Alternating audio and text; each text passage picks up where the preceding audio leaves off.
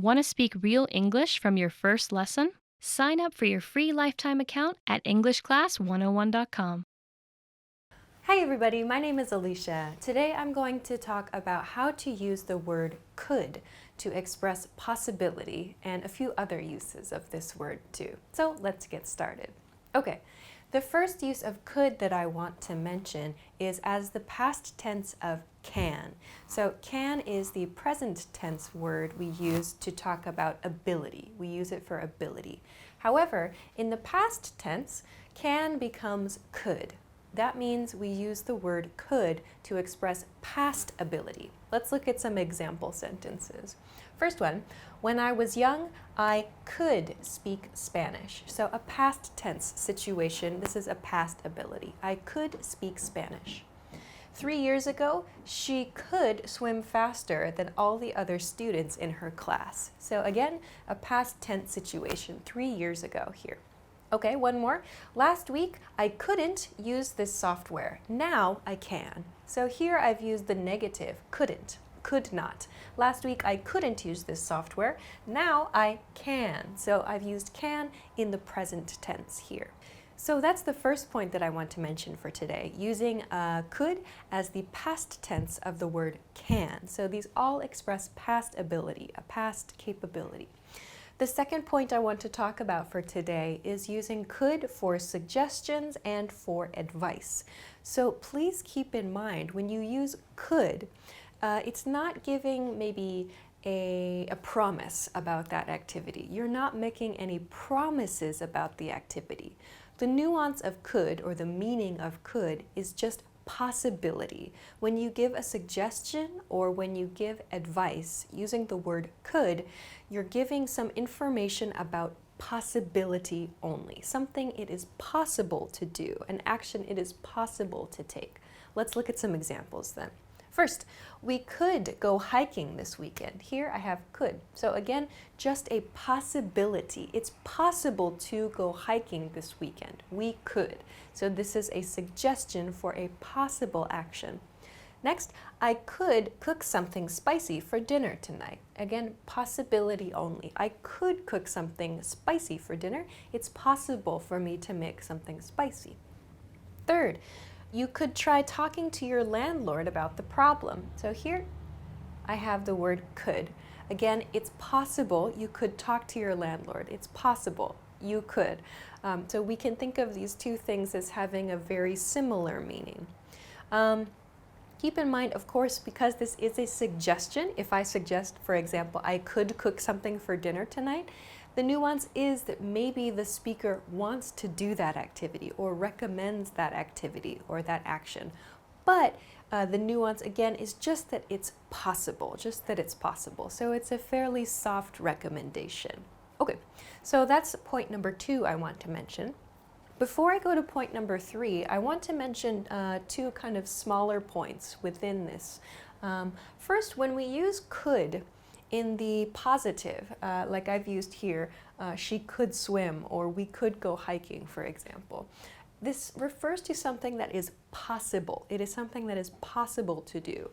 In the negative form, however, like could not, for example, in this sentence, last week I couldn't use this software. When we use it in the negative form, it means impossible, 0% chance. Positive is just something possible. There's potential for an action to happen or for a status, but impossible is the negative form. It is totally impossible, 0 chance of something. So with these points in mind, let's look at the next item I want to talk about.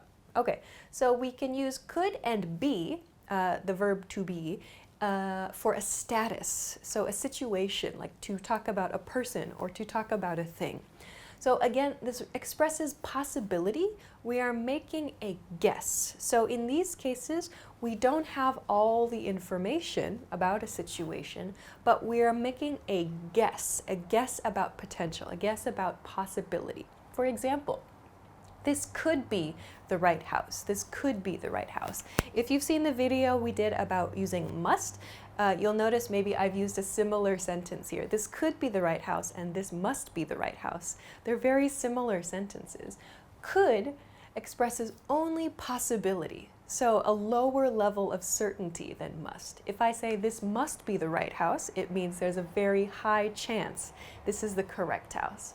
Here, could shows only possibility, so a lower level of chance. There's not so much certainty here.